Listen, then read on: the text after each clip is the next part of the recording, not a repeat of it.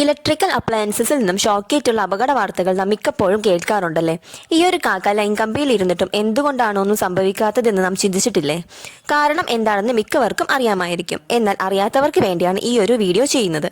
Video കാണുന്നതിന് മുമ്പ് നമ്മുടെ ചാനൽ സബ്സ്ക്രൈബ് ചെയ്യാത്തവർ ചാനൽ സബ്സ്ക്രൈബ് ചെയ്ത് ഓൾ എന്ന ഓപ്ഷൻ കൂടി എനേബിൾ ചെയ്യുക. ഇവിടെ നമ്മൾ കാണിക്കുന്നത് ദയവായി ആരും അനുകരിക്കരുത്, ജസ്റ്റ് ഒരു അവയർനെസ്സിന് വേണ്ടി മാത്രമാണ് കാണിക്കുന്നത്. സാധാരണ ആളുകൾ ഇത് അനുകരിച്ചാൽ അപകടമുണ്ടാകാൻ സാധ്യതയുണ്ട്. ഇവിടെ ഒരു ഇലക്ട്രീഷ്യൻ അദ്ദേഹത്തിന്റെ ദേഹത്തു കൂടി ലൈവ് വയർ, അതായത് ഫേസ് കടത്തിവിടുകയാണ്. ഫേസ് ഒരു RCCBയുമായി കണക്ട് ചെയ്തിട്ടുണ്ട്. കാരണം അഥവാ എന്തെങ്കിലും അപകടം സംഭവിക്കുകയാണെങ്കിൽ കട്ട് ഓഫ് ആകാൻ വേണ്ടിയാണ്. ലൈവ് വയറിൽ അദ്ദേഹം തൊടുന്ന സമയത്ത് നമുക്കൊരു ടെസ്റ്റർ ഉപയോഗിച്ച് ചെക്ക് ചെയ്യുമ്പോൾ അദ്ദേഹത്തിന്റെ ശരീരത്തിൽ കൂടി ഇലക്ട്രിസിറ്റി പാസ് ചെയ്യുന്നുണ്ട് എന്ന് മനസ്സിലാക്കാം. പക്ഷെ അദ്ദേഹത്തിന് ഷോക്ക് ഏൽക്കുന്നില്ല.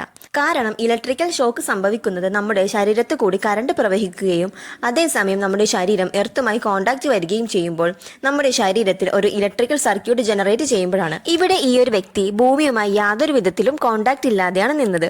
എന്നാൽ ഭിത്തിയിലോ ഭൂമിയുമായി സമ്പർക്കമുള്ള മറ്റൊരു വ്യക്തിയെയോ എർത്ത് കടത്തിവിടുന്ന വസ്തുക്കളോ തൊട്ടിരുന്നെങ്കിൽ അവിടെ ഒരു ഇലക്ട്രിക്കൽ സർക്യൂട്ട് വരികയും ഷോക്ക് ഏൽക്കുകയും ചെയ്തു. പല വഴിയിലൂടെയും നമുക്ക് ഷോക്ക് ഏൽക്കാം.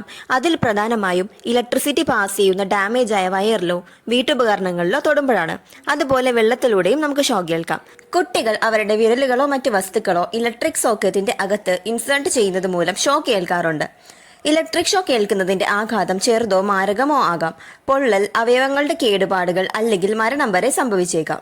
വൈദ്യുതാഘാതം ഒഴിവാക്കാൻ ചെയ്യേണ്ട കാര്യങ്ങൾ: വൈദ്യുതി സ്വിച്ച് ഓഫ് ചെയ്യുക. ഏതെങ്കിലും ഇലക്ട്രിക്കൽ ജോലി ചെയ്യുന്നതിന് മുമ്പ് മെയിൻ സ്വിച്ച് ഓഫ് ചെയ്ത് വൈദ്യുതി വിതരണം പൂർണ്ണമായും നിർത്തുക. നനഞ്ഞ കൈകളോടെ സ്പർശിക്കരുത്. നനഞ്ഞ കൈകൾ ഉപയോഗിച്ച് ഇലക്ട്രിക്കൽ ഉപകരണങ്ങൾ സ്പർശിക്കാതിരിക്കുക. നനഞ്ഞ ചുറ്റുപാടുകളിൽ ശ്രദ്ധിക്കുക.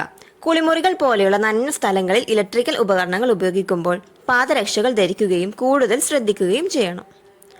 ഉപകരണങ്ങളുടെ സുരക്ഷ ഉറപ്പാക്കുക. ഇലക്ട്രിക്കൽ സ്വിച്ചുകളും ഔട്ട്ലെറ്റുകളും സുരക്ഷിതമാണോ എന്ന് പരിശോധിക്കുക. നനവില്ലാത്ത വസ്തുക്കൾ ഉപയോഗിക്കുക.